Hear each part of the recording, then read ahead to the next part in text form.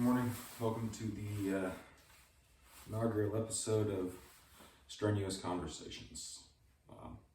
We'll see how this goes, whether this becomes another scrap heap deleted video file or whether it becomes an actual pilot episode. Depends on how it goes. I've run a bunch of these dry runs that were going to be wet runs, but they turned out to be dry runs because of technical difficulties or because I realized I didn't have my show notes, or one time I injured myself. These things happen, that's life.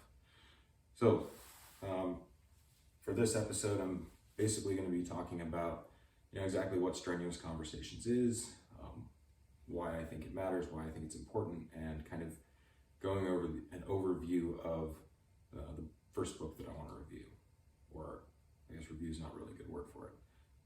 I want to go over in depth. I want to go through this book in depth. A little background about me. I'm Ryan, also known as the Man Who Would Be Knight. That's my online handle. Over the last few years, I've been I've formerly Special Forces. I was a medic. Now I'm working as a physician assistant. So a little bit of combat background, a little bit of medical background, but through it all, I've been an avid reader of books. Prior to getting married, I was a little bit more avid than I am currently. I used to read lots more books than I do now, which is not entirely true. I actually read more books in a day now than I used to read in a week. It's just that all of the books I'm reading now are by Dr. Seuss. Goes along with having kids. It's nothing wrong with Dr. Seuss. He is a gateway drug, if you will, to the next step would be Narnia and Redwall and Brian Jakes, and then after that you start in like Tolstoy and Dostoevsky and Plato and whatnot. So yeah, Dr. Seuss is a necessary first step, a very enjoyable first step, but it takes up a lot of time. I don't really have the time to read these more in-depth works, these deeper works that I used to spend a lot of time on. In the last year or so, I've really been getting into watching like the Warrior Poet Society Network. John Lovell's got some great stuff out there, listening to Ryan Michner, all these guys that are kind of getting together and creating this movement, or I'm not sure they're even really creating it. I think they're seeing a movement that is developing, and they're helping it along. They're being part of a movement that is organically developing, of men trying to improve themselves, take control of their lives, and make themselves better men, better husbands, better fathers, better providers, better protectors, better leaders. And whenever men get started on a program of self-improvement, there's always two major components. Whatever else may be going on, there's always a physical fitness component. You got to get fit, you got to get your body in shape, and there's always an intellectual improvement program. Like you got to read some books. You can watch some YouTube videos. You can watch Nat Geo. You can go on the Discovery Channel. You can watch lectures from a million different sources. Everything's available on the internet now. But for my money, if you're really going to improve yourself mentally, if you're going to improve your ability to think, you have to read books. But as with me, all of these guys are doing this on a time budget. They're, they have families, they have lives, they have to pay the bills somehow. And reading books starts to become a list. You download somebody's reading list, recommended reading list, and you now have a checklist. I have to get through this book, and I check that off my list, and then I get through that book, and I check that off my list, and I get through that book, and I check it off my list. And this constantly getting through things, this is going to be annoying. Is my computer going to time out because it's not plugged in?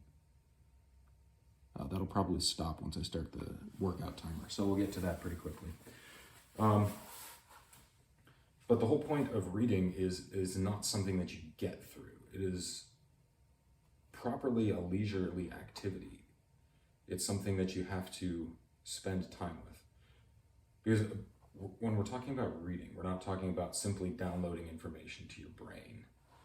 You can do that with a training seminar. You can do that with a lot of books for learning how to do things, or learning a bunch of different information.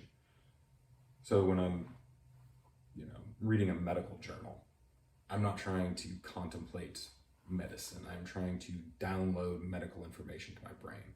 I want to know what's new about this drug, what's new about treatment for this particular disease. I want information. But when I'm talking about reading a book for self-improvement, for improving myself, that's not just downloading information. That is contemplation, not in the mystical sense of the Catholic tradition where you have infused contemplative prayer. That's a completely different category. This is contemplation in the more run-of-the-mill sense, where I'm thinking deeply. Meditating might be another good word for it. So I have to read in a leisurely leisurely way. I have to read in a way that gives adequate time for the information and the ideas, the truths that are being expressed to get into my head, to get into my mind. But not just in my mind, they have to soak deeper. They have to change the way I look at the world. A good analogy that I like to use is martial arts.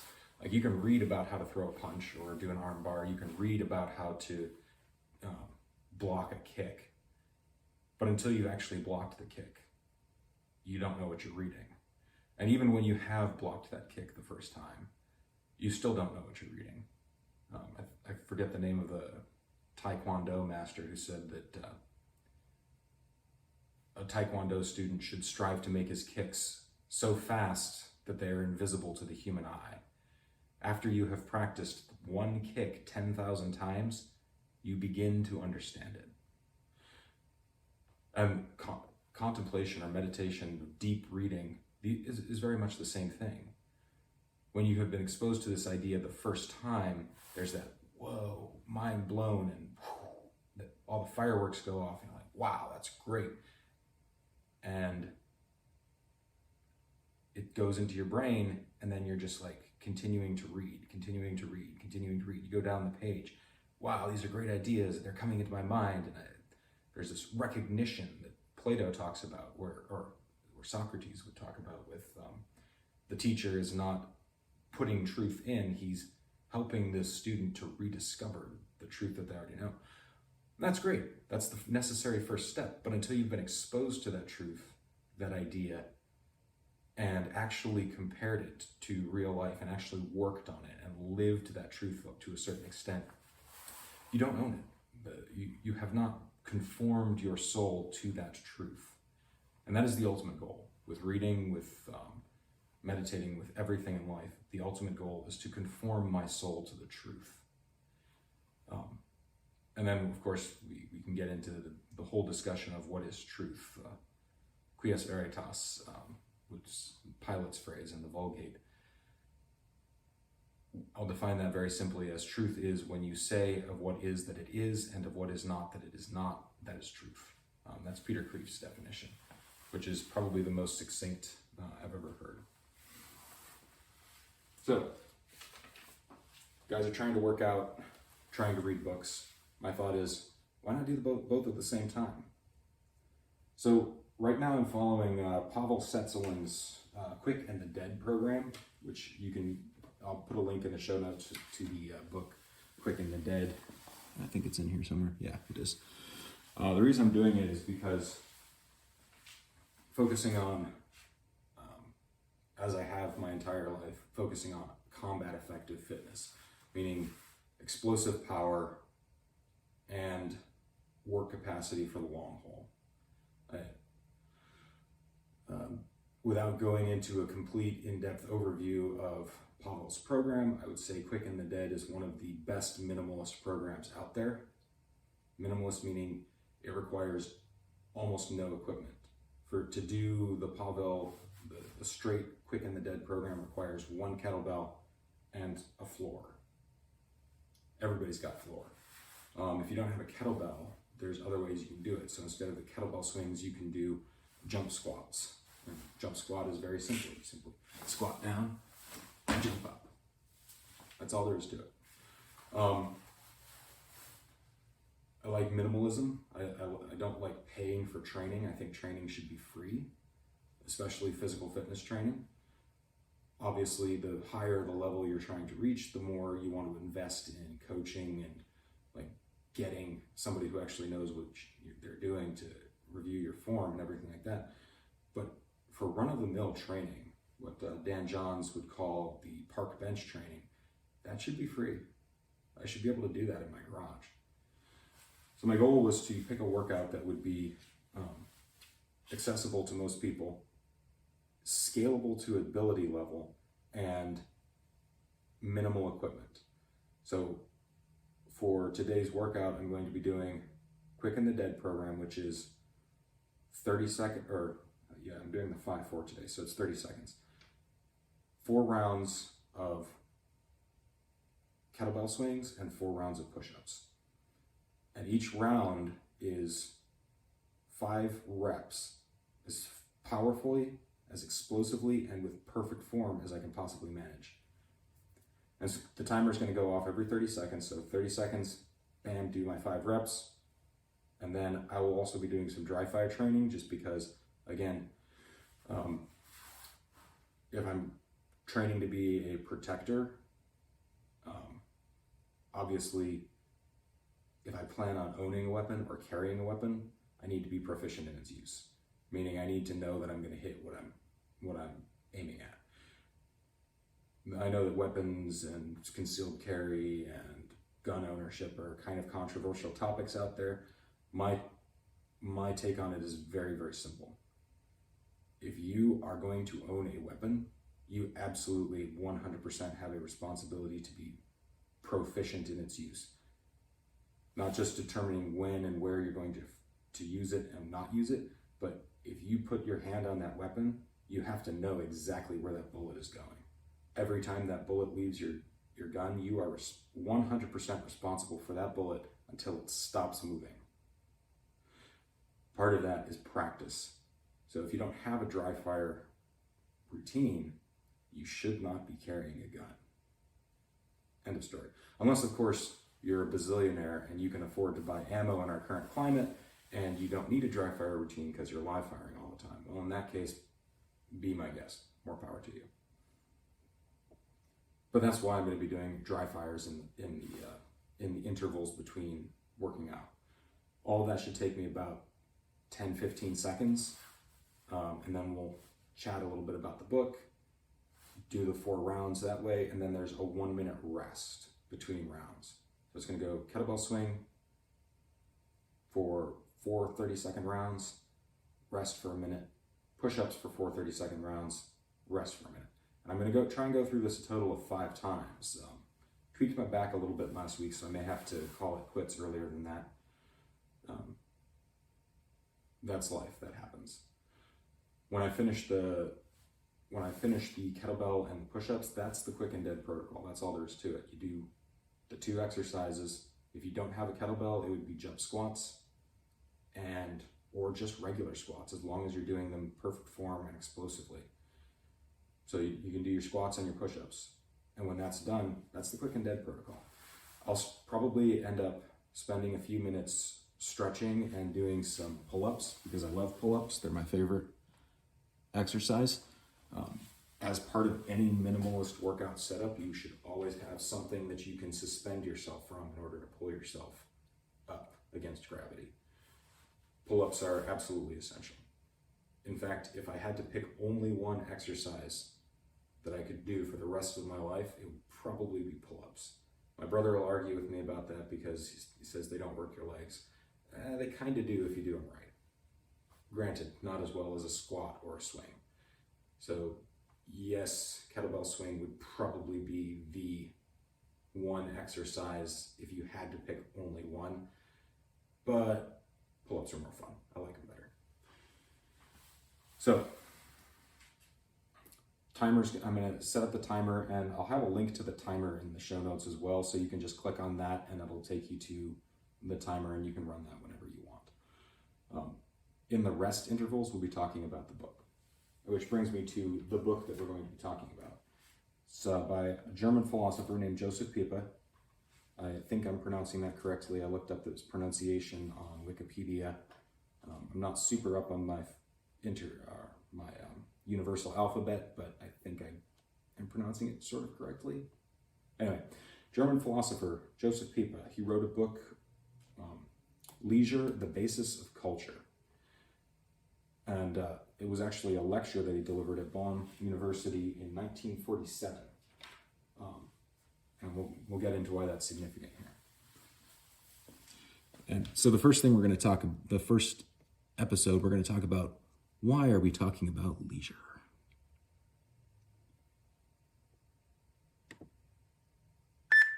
All right, there the timer's going. And the kettlebell warm-up is pretty minimal these days. I don't really think of it as a warm-up in the traditional sense. I think of it more as priming the muscles for the work that they're going to be doing. So right now I'm just doing the Dan John crying goblet squat.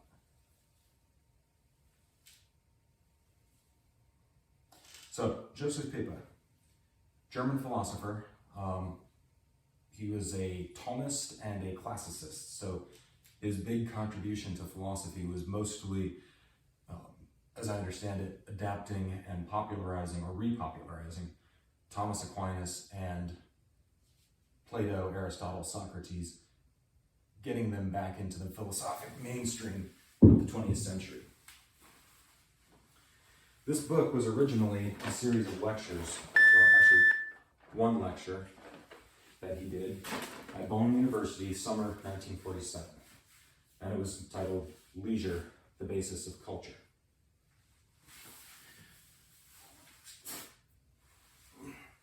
He starts the book out with,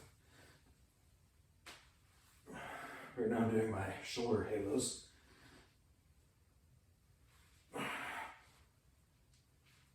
Concentrating, tightening my core.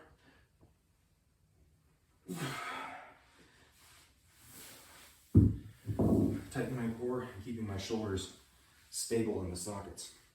So he starts out with this sentence, which really kind of touches on this whole series of videos that I'm trying to do. Now of all times, in the post-war years, is not the time to talk about leisure. We are, after all, busy building our houses. Our hands are full, there is work for all. Surely, until our task is done and our house is rebuilt, the only thing that matters is to strain every nerve. So he starts off with this objection. Why the heck are we talking about leisure? Europe is recovering from a war. 1947, war's been over for about 2 years now, and the Cold War is just beginning.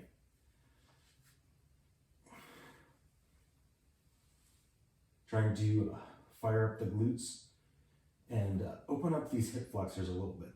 So this rectus femoris can get a little bit tight, and that will shorten the stroke on the kettlebell swing and set me up for another back tweak, which we don't need.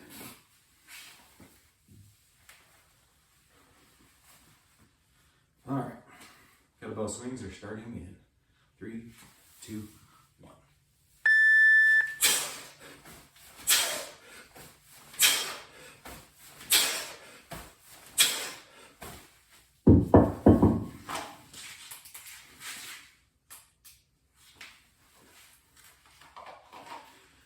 (1947). Little background. What's going on in Europe at this time? Obviously, World War II is just over.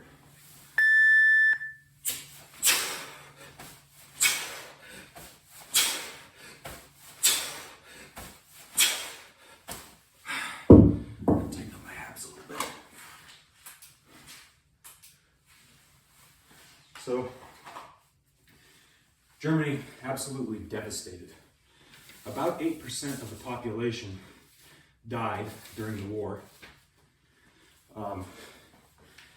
Agricultural.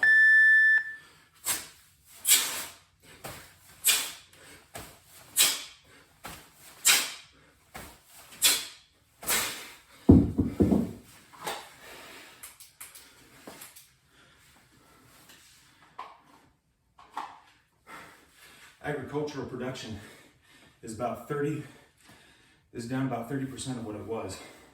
The Deutschmark is absolutely worthless.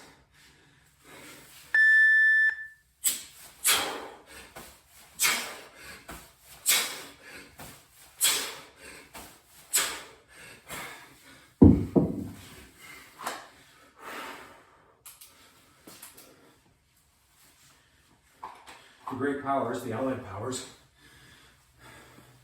France, Russia, Great Britain, and the US have essentially partitioned the country of Germany between them. And this is our 1 minute rest. So, the Potsdam Conference in 1945 established zones of control, which later became the basis for the East-West partition of Germany. Bonn, incidentally, is in the Western zone of control. So that would have eventually become West Germany.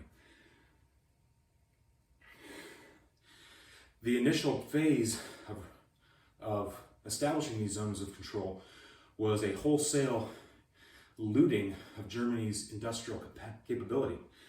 The original conception was, we're going to completely annihilate Germany's ability to be industrial, any kind of industrial capability at all, and turn it into an agricultural economy.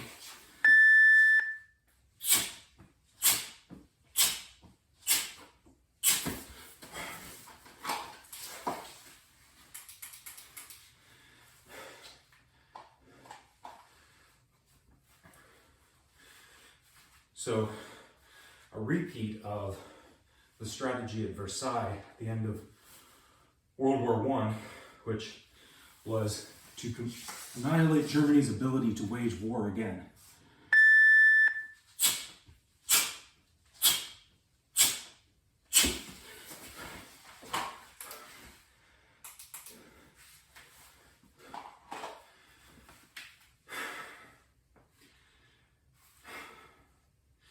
For logistical reasons, obviously, France and Russia were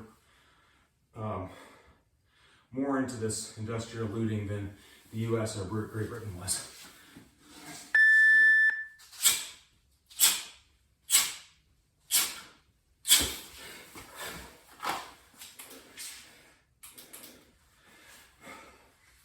But they were all more or less complicit in it.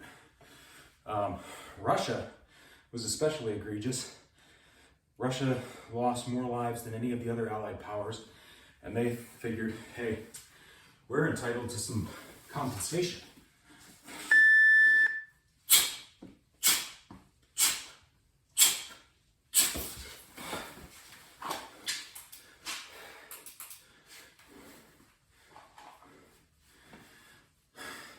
So they would go in, take whole factories apart, disassemble them, load them on train cars, and jump them, run them right across the border and back into Russia.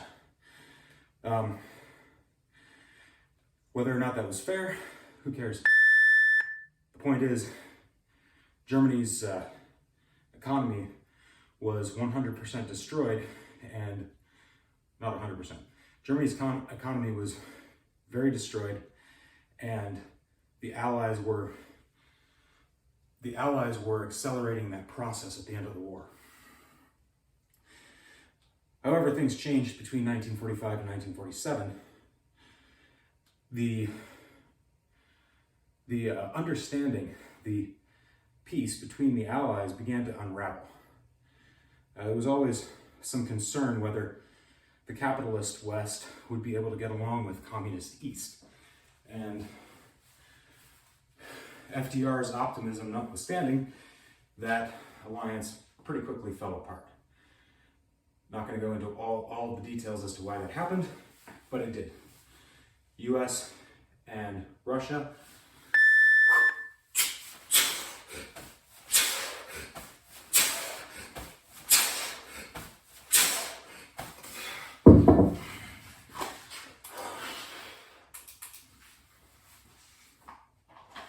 Fell apart, and now we have, instead of a bunch of allies independently administrating these zones of control, you have a major demarcation right through the center of Germany, east versus west.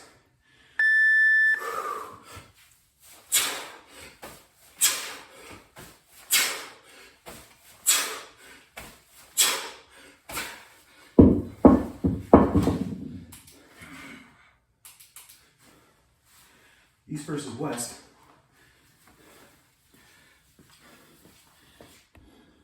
Come on. Wake up, computer. Yeah, it looks like it's still recording. Gotta figure out how to fix that.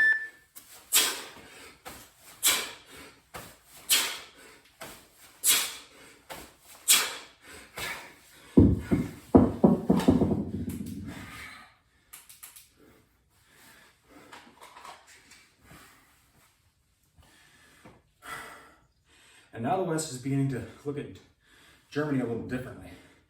Instead of an enemy that needs to be punished for its wartime crimes,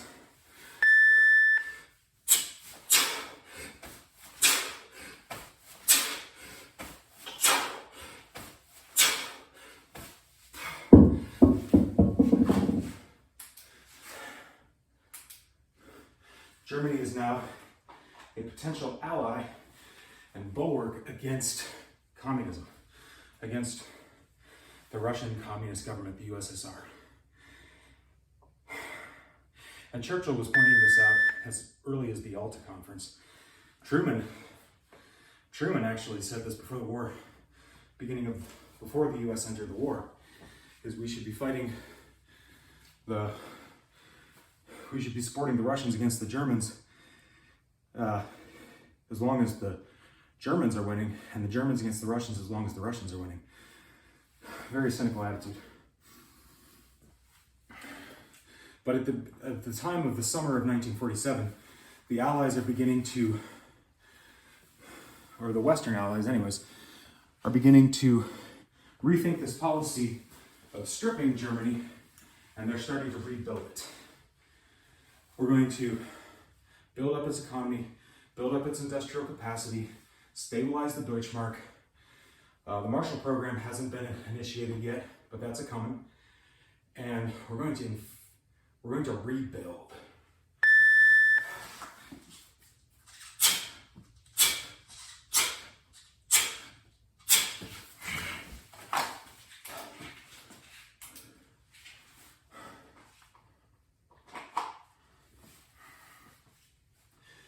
And this is where Josef Pieper's objection that he starts the book with. He starts the book or the lecture with an objection to the lecture. That's where it comes from.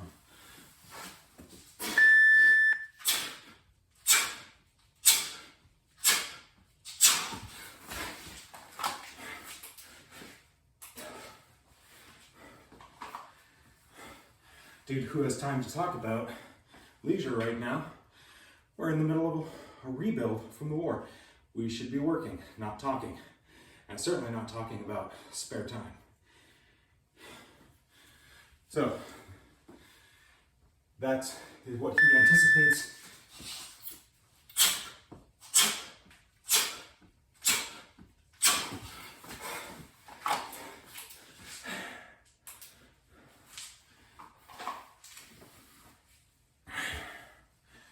And that is what, in fact, the objection was.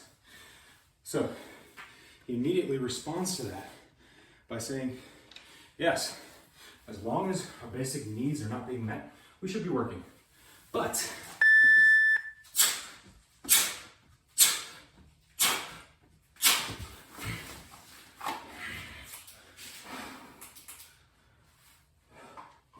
as soon as those basic needs are met, as soon as we have what we need to sustain life, we need to talk about leisure. Oops, I'm on that's a second chapter there. I need to go back. For assuming, all too rashly for the moment, that our new house is going to be built in the Western tradition, a thing so arguable that it might almost be said to be the decision which is hanging in the balance, it is essential to begin by reckoning with the fact that one of the foundations of Western culture is leisure. So, the choice of words is very telling here. He's not talking about an economy. He's talking about a culture, and specifically Western culture. We're not just rebuilding houses and factories and streets and schools. We'll get into schools in a minute. We're rebuilding a culture, a shared sense of identity, a shared sense of ideals. And Western culture, like it or not, one of its main foundations is leisure. But leisure is not the same thing as free time.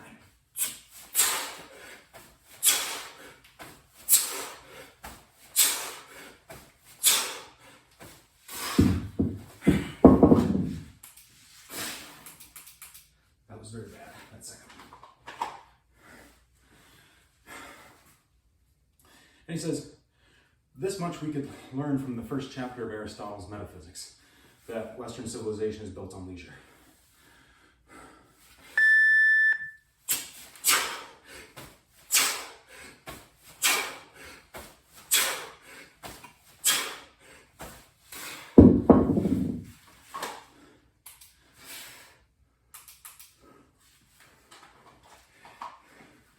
In fact, the language, the etymology of the word is going to be a hint to us.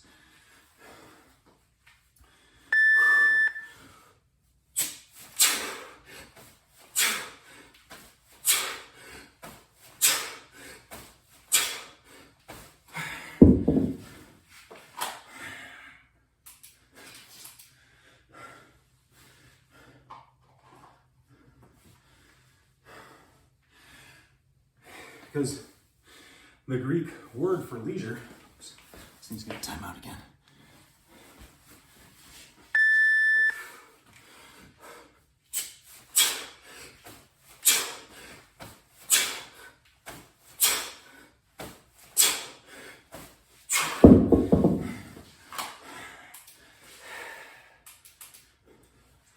The Greek word for leisure is skole. In Latin, it's schola, and that's the word from which we derive our school. Scholastic, scholar, scholarly.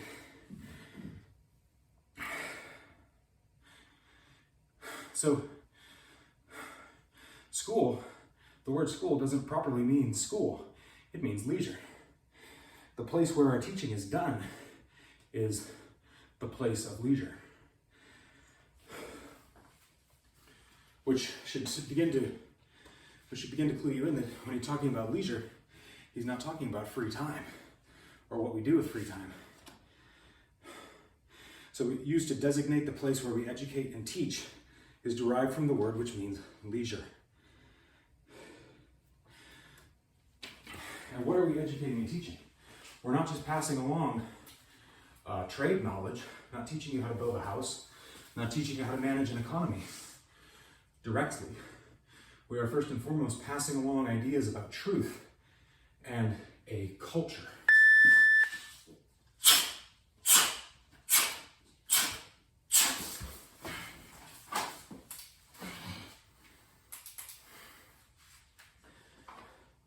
So that is, the school is where the culture is transmitted to the next generation, and it is done in a place of leisure.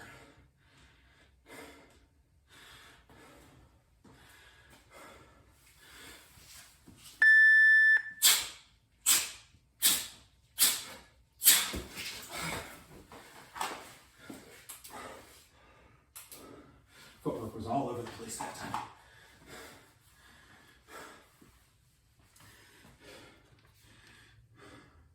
And now, as I've said, this should clue you in that when he's talking about leisure, he's not talking about free time.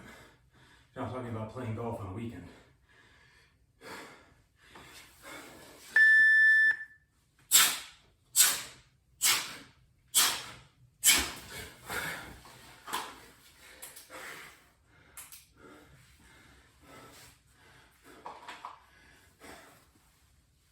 In fact, it should be obvious at this point that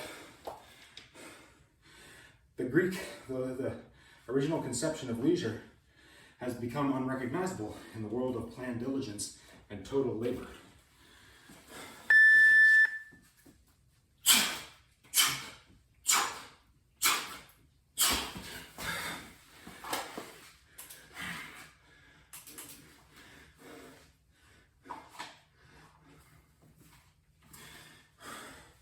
So here he starts talking about the world of total work. Spoiler alert, that is his arch nemesis of leisure. That is the contrast, the opponent, the antagonist to his protagonist, which is leisure. And we go back to the cultural milieu in which he's writing. Where do we find the worship, as it were, of total work? We'll get into the concept of the worker in a little bit. Where do we find the worker glorified, lionized as the foundation of society? Obviously, communism. Was the Marxism, the famous slogan, "Workers of the world unite, you have nothing to lose but your chains." The workers' paradise that was the goal of the Soviet Union, ostensibly. But we need to be careful about jumping to this conclusion.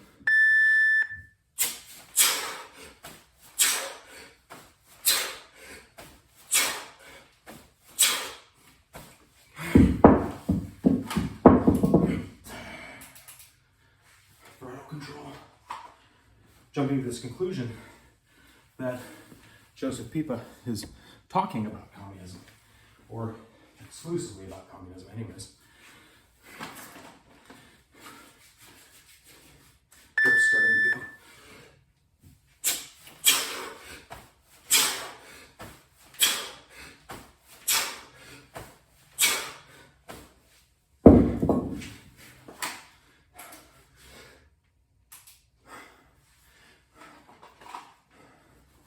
So, in this context, he quotes Max Weber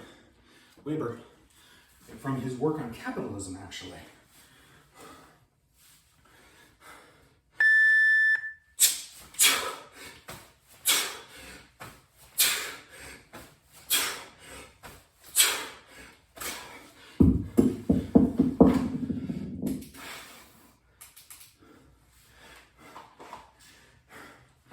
From his work on capitalism and the Protestant ethic, where Max Weber says, "We do not work in order to live, we live in order to work."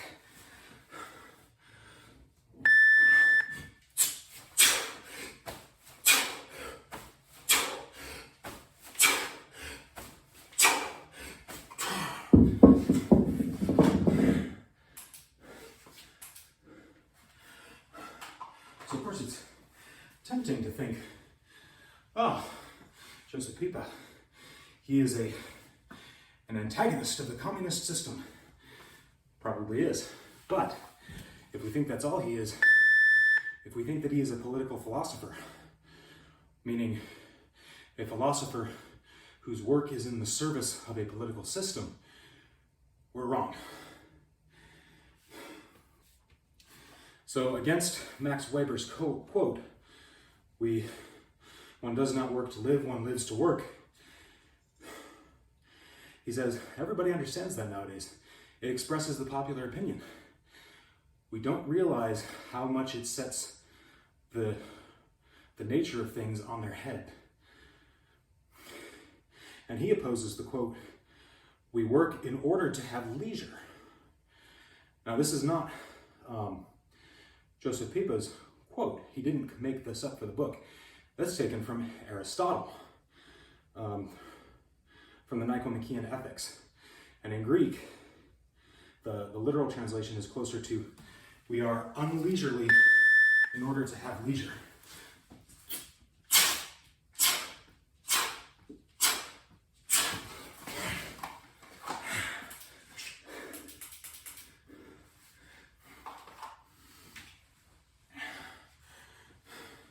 So as a side note, you notice on this target over here, I'm consistently hitting just an inch or two to the right of the silhouette. From your point of view, it's going to look weird, like I'm missing.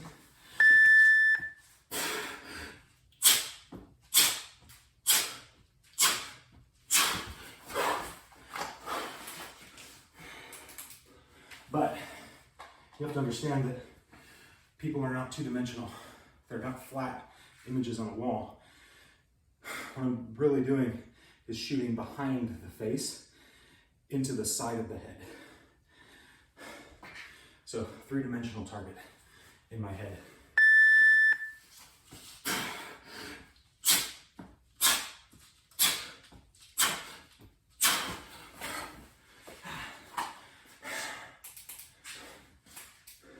And that time I was just off. That time I just shot across the front. Messed up my draw stroke, got my hand caught in my t-shirt. That's why we practice.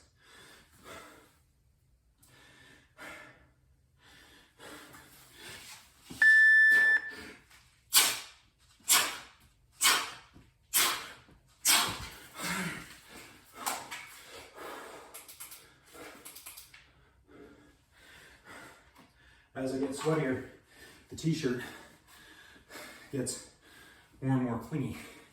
Clings to the hand, clings to the gun, clings to my hip. It's not fair. Life isn't fair. So in Greek, the quotation is closer to, we are unleisurely in order to be leisurely. So, this is worth pausing on for a minute. Because the Greek, according to Pieper, I'm not a Greek scholar, so I don't know this firsthand. But according to Pieper, the Greek word for work is askola, meaning unleisureliness. And this illustrates how radically opposite our conception of work is. Now, I'm not a philologic absolutist, meaning I don't believe that the words we have 100% absolutely shape our worldview, but they are a powerful indication of our worldview. So if our word for work is a positive, work,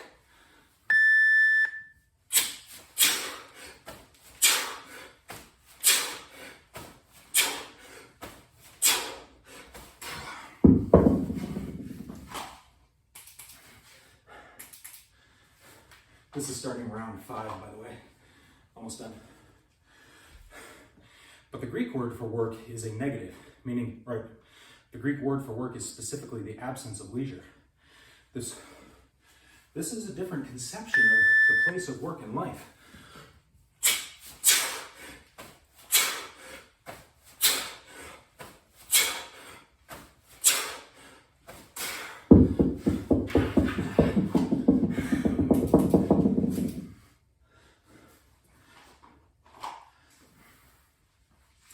So we have work and we have leisure. Two categories.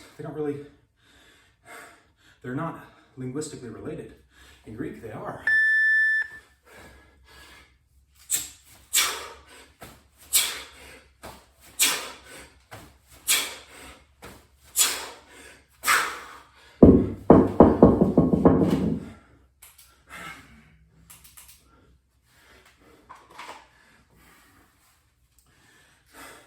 To be at work is literally to be away from leisure.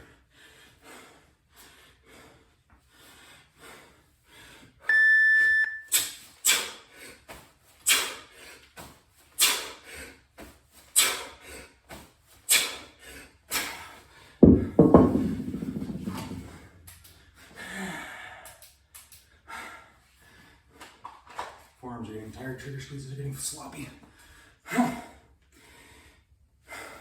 So we'll say, what are you doing today? Well, I'm not at work. That implies that I have free time. I'm not at work, therefore I'm at leisure. In the Greek, saying, what are you doing today? Well, I'm not at leisure, therefore I'm working. Leisure is taken as the baseline, as the default condition of man is to be at leisure. Work is the departure from that baseline. Now we have a positive, so I think I should probably point out that when we're talking philosophy, positive and negative don't necessarily mean good and bad. So we say, these are positive emotions, these are negative emotions, meaning these are good emotions, these are bad emotions. That's not how the words work in philosophy. Positive is something of which we can say, we can posit it. We can say of it that it is. Negative is something that we negate. We say that it is not. So light is positive, darkness is the absence of light.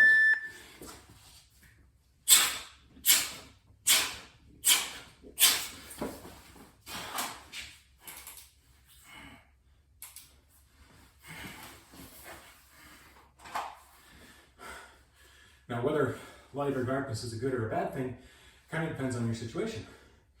If I'm searching for my lost wedding ring, light is a good thing.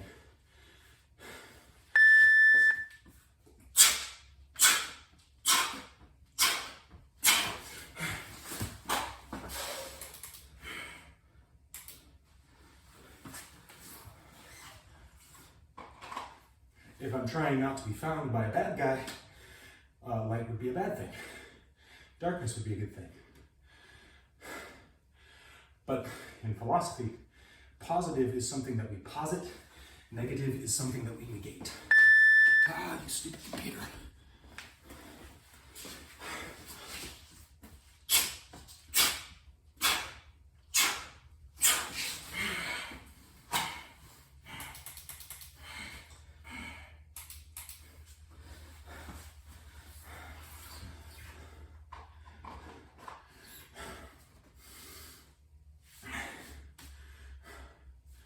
So in Greek, leisure is the baseline.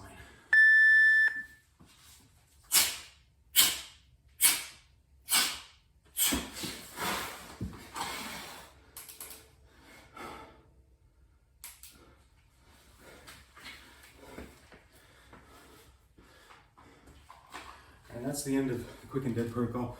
Like I said, I'm going to stretch out for a little bit and do some 5-second pull-ups.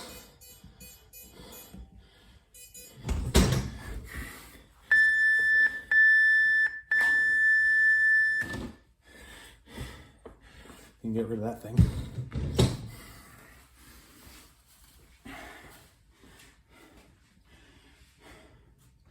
So, obviously, the objection to all of this is, who cares? So what? Yeah, the Greeks defined leisure as the baseline, as the standard condition of the human person.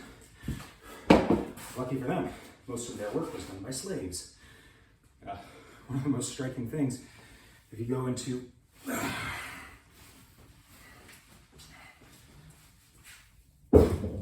you go in and read the dialogues of Plato, and you start wondering, every single one of these dialogues is a bunch of grown men sitting around in the forum, or the baths, or the amphitheater, or the gymnasium, the gymnasium. Every single one of these is a bunch of grown men with nothing to do but stand around and contemplate and talk philosophy. Like, who cares? Bully for them, they were able to be leisurely all the time because their work was done by slaves. Now, to this objection, Josef Pieper mentions two responses in passing. He doesn't hang his hat on either of them, he just mentions them in passing. The first is that the Western and Christian tradition of contemplative life, of the life devoted to contemplation, is very closely related to the Greek idea of leisure. We'll develop that thesis a little bit more in subsequent chapters. The second response but I will note that in 1947, when you talked about the contemplative life, most of your audience would at least have an idea of what you're talking about. When you say that the contemplative life in 2020 Most people probably don't have a clue what you're talking about. I think the traditional side of maybe center to traditional side of Catholicism still talks about the contemplative life. Everybody else is kind of like, huh? The second response that he gives to this objection is, well, even though we don't talk about this distinction between the artes liberales, the liberal arts, and artes serviles, the servile work, we don't talk about these two going together anymore, but everybody knows what servile work is. That's the work that's not appropriate, that's not proper to Sundays and holy days. And he further goes on to say that liberal arts and servile work are a matched set. They don't make sense without the other.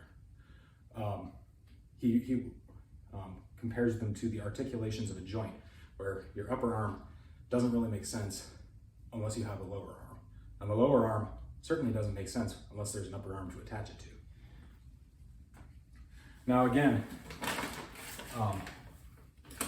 this distinction, the phrase servile work, for instance, unless you were raised, unless you're a Catholic or maybe a high church Anglican or a traditional Episcopalian, or maybe a Lutheran, but whatever, unless you were raised in a fairly traditional Christian creed, you've probably never heard the phrase servile work before. You probably don't know what it means. It is literally the work of slaves. Servus, servi, the Latin slave or servant. But in the Christian tradition, it's work that is not proper to the Sabbath, to the day of rest, to holy days. But unless you're raised on the Baltimore Catechism, you probably haven't heard this phrase before. 1001, 1002, 1003, 1004, 1002, 1003, 1002, 2003, 1003, 1001, 1002, 1004, 1002, 1003, 1005. Those are 4-second pull-ups, by the way. I love them, but I hate them. So we still have the tradition of Sunday as a day of rest. We don't really call it the Sabbath anymore. We don't call it a day of rest. We refer to it as the weekend, meaning the day we don't have to work. The day we can step away from our baseline condition of being a worker and do what? Enjoy ourselves. It doesn't occur to us that based on this older distinction, for most of the week, we're doing servile work. We're doing the work of slaves. It's only on the weekends, on these festivals, these holidays, holy days, that we are able to do the work of free men, the liberal, the liberated, the free arts. And linguistically, this makes a lot of sense. Because in the cultures from which these concepts are taken, most of the actual business of day-to-day life, of running the economy, of building the houses, tilling the fields, growing the food, even doing the medicine, keeping the accounts, most of this work was done by slaves. So when they say the servile arts, the arts of slaves, they literally mean the arts of slaves. This is the kind of things that a slave knows. The kind of things that a gentleman knows are how to contemplate the universe. And if you're paying attention to this, and you're paying attention to your own reactions to it, you might notice at this point you're kind of agreeing with Josef Pieper's interlocutors. Okay, so what you're talking about is a bunch of standing around and navel-gazing while there's work to be done. This is not the work of men. Men get their hands dirty. Men go out and do real work in the real world, and they take care of their families, who has time for all this philosophizing? That may be a good hobby in your spare time. Josef Pieper would definitely agree that men go out and do men's work, that men go out and take care of their families, they provide some good to society. In my case, medicine. Other people are, truck drivers or farmers or lawyers. Well, it's kind of debatable whether they provide any good to society. But men do go out and do this real work in the real world and provide good to society. But this is the crucial distinction. They're not defined as their work. In Josef Pieper's view, and the ancient Greek view, the classical medieval view actually also, the purpose of all this work is so that we can be free, is so that we can then have time for these liberal arts. So to the extent that this work clears a space for people to engage in this contemplation and to engage in philosophy, to that extent, it's living up to its purpose. To the extent that it becomes how you define yourself, it becomes not just what you do, but what you are. Now, then we're starting to turn the world upside down. Then we're getting into this, what topsy-turvydom that he talks about. So today, we wouldn't understand the medieval or the classical Greek view of leisure. We wouldn't understand it, and they wouldn't understand our view of work. There's actually an interesting exchange in one of the dialogues of Plato. Plato asks one of his interlocutors, "What are you?" And the guy says, "Well, I'm an orator." And Plato's like, "No," or Socrates is like, "No, that's what you do. You misunderstood me. What are you?" It's like, "Well, I'm an orator and a teacher of oratory." No. What are you? What is your is? And the guy doesn't get it. He can't grasp the distinction. He's completely defined himself in terms of what he does. And this is the bad guy. This is the antagonist in the dialogue.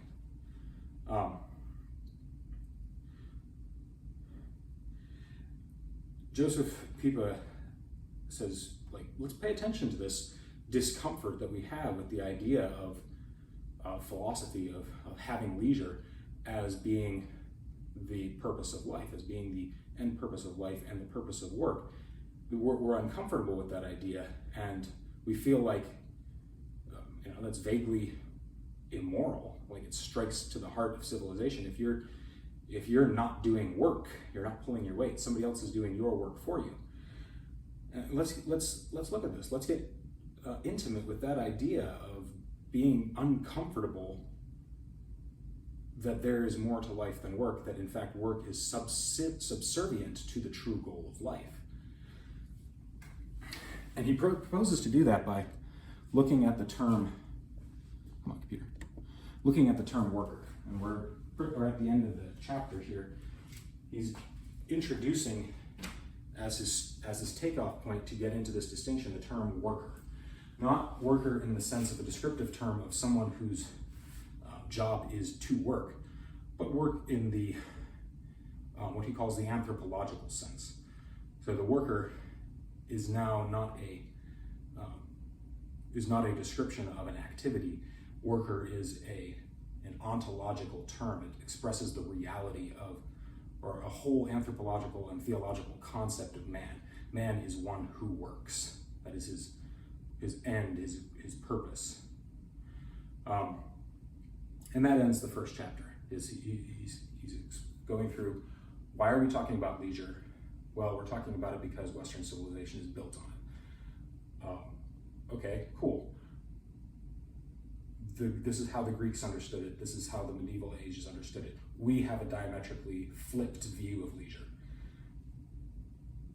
in order to understand this and to decide whether or not this is a good thing, we have to get to the philosophic roots of what it means to work and what it means to be at leisure.